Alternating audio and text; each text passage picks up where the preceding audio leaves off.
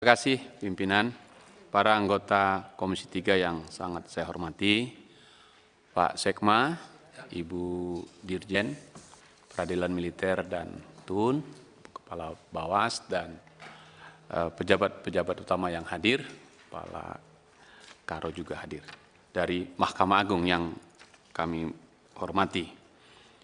Melanjutkan apa yang disampaikan teman-teman semua, saya Hinca Panjaitan dari fraksi Partai Demokrat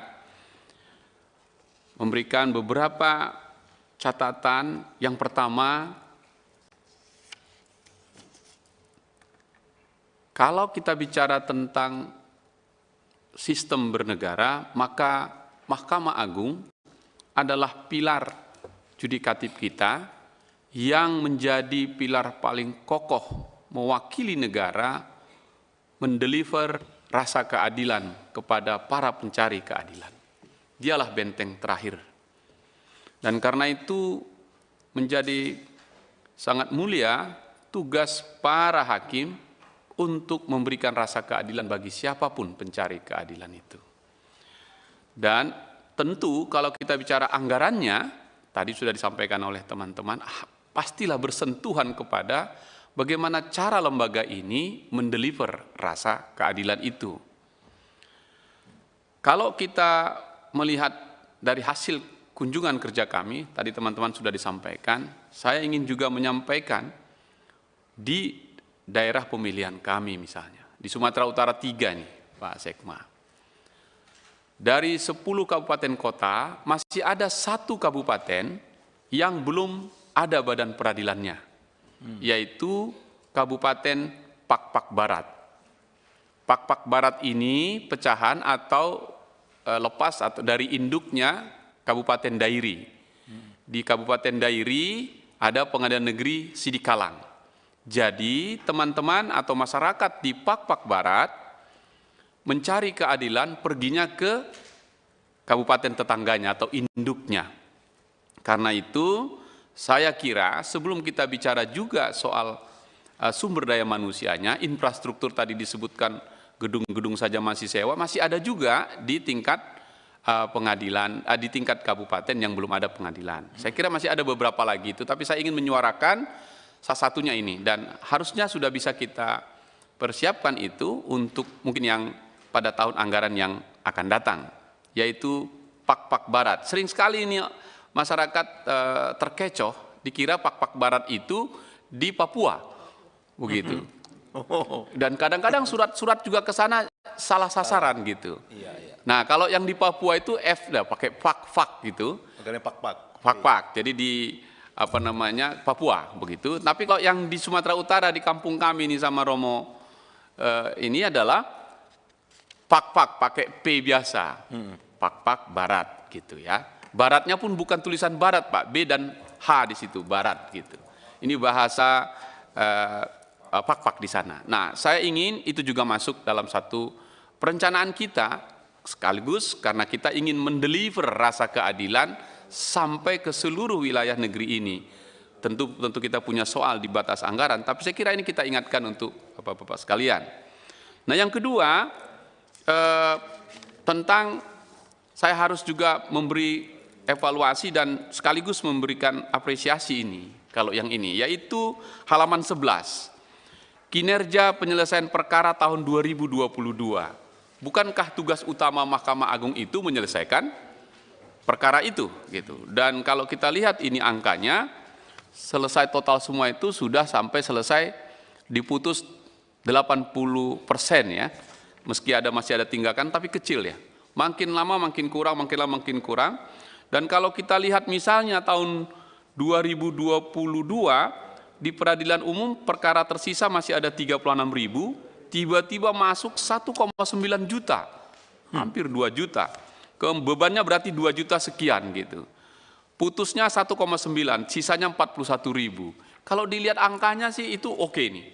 Meskipun harusnya bisa ini 100%, seandainya apa yang disampaikan teman-teman tadi tentang kesejahteraan hakim tadi mungkin bisa lebih cepat selesai di sini. Begitu juga peradilan agama, peradilan militer, dan juga peradilan TUN. Nah, dari sini Pak Sekma dan pimpinan, saya ingin sampaikan juga ini, kemarin waktu kita bahas sudah saya sampaikan, tapi ini perlu juga saya sampaikan, yaitu 80% berkas perkara ini atau perkara yang diselesaikan dengan peraturan pemerintah yang terbaru kita 120 hari selesai. Kan itu harus selesai itu. Dan kita menghargai itu 120 hari. Nah, kemarin saya menyatakan bahwa begini, katakan putus. Ini katakan putus. Persoalannya kan how to deliver-nya itu, putusan itu yang kemarin kita ngomongin minutasi. Berdampak pada pencari keadilan terutama yang pidana yang di rutan atau di lapas yang sedang mencari keadilan mulai dari tingkat pertama, banding sampai kasasi atau bahkan PK. Ada satu cerita misalnya, tiba-tiba di ujung PK atau mahkamah atau yang ingkrahnya bebas dia. Divonis bebas dan kemudian dia tahu berita itu. Tetapi salinan putusannya tak sampai-sampai. Sehingga karutan atau kalapasnya tidak berani melepaskannya. Pada akhirnya berlebih gitu. Saya mau mengatakan ini soal rasa keadilan yang kita juga concern. Pertanyaan saya Pak Sekma, apakah di sini bisa kita atur lagi supaya masuk ketentuan itu dan budgetnya di mana? Waktu itu kemarin saya usulkan ada sistem aplikasi yang bisa diikuti dan sudah dijelaskan waktu itu dengan Perma. Ya. Nah, dengan pertanyaan seperti itu, maka sempurnalah deliver kita ini. Kita putus 120 harinya selesai, maksimum, tapi juga sampai ke pengadilan, sampai ke putusannya ke si penerima itu atau di lapas itu dia tepat waktu juga. Sehingga hak-hak dia tentang dari yang dijamin oleh undang-undang bisa dipenuhi. Saya berharap itu bisa kita sampaikan dan di mana Pak anggarannya kita sudah masukkan. Sudah masuk atau belum? Di situ poin saya. Nanti kalau pengawasan kan soal lain. Soal anggarannya sudah masuk atau belum? Kalau belum Pak, atau nanti kita cek dulu satu-satu ya. Itu bisa kita kritisi. Nah, padahal kalau dilihat ini halaman 12, kita juga harus memberi apresiasi ini pimpinan. PNBP-nya itu lewat nih.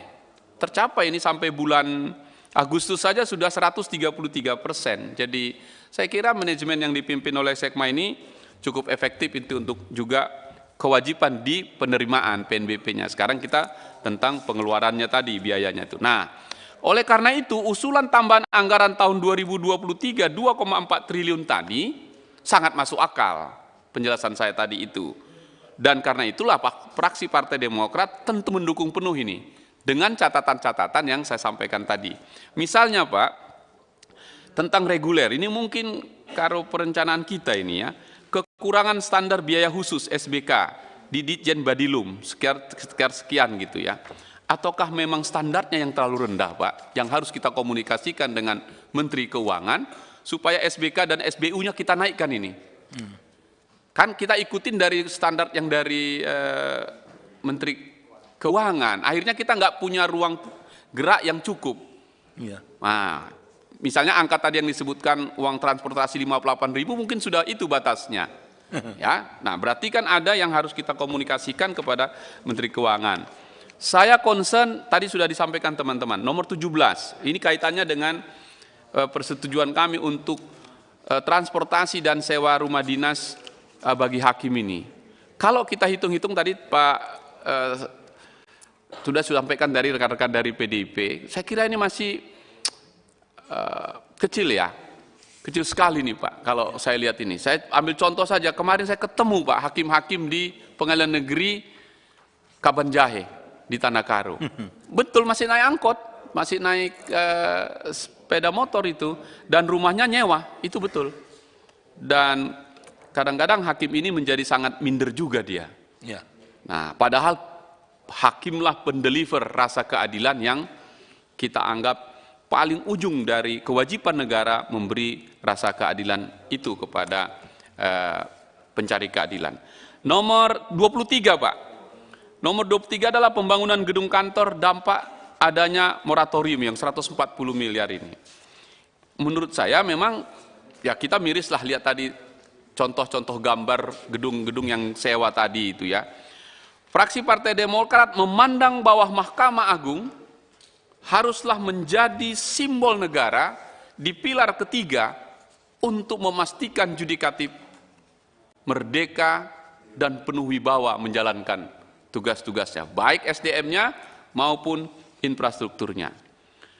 Nomor 22, Pak, ini berkaitan dengan kemarin yang kami minta soal Zoom.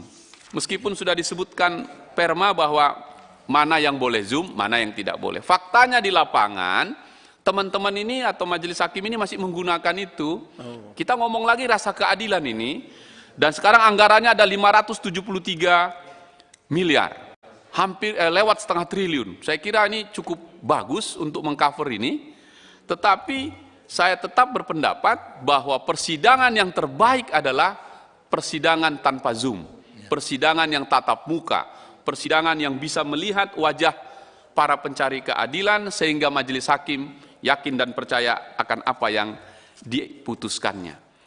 Nah, terakhir pimpinan, saya menghormati tentang pendekatan program restoratif justice.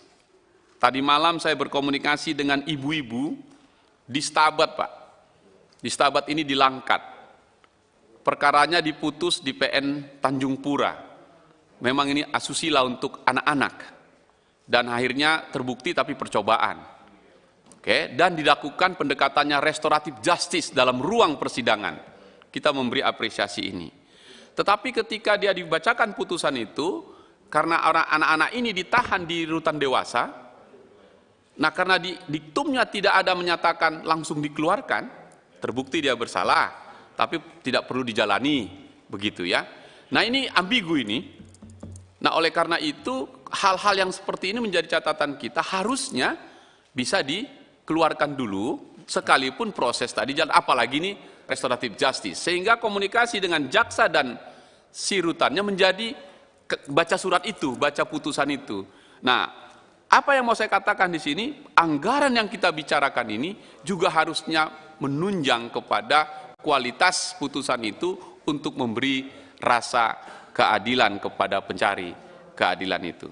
Pimpinan dari fraksi Partai Demokrat sekali lagi memberikan persetujuan secara penuh kepada anggaran yang dimintakan ini dan meminta kepada Mahkamah Agung untuk menyiapkan anggaran berikutnya pada apa yang telah kami sampaikan barusan. Terima kasih pimpinan. Arteria.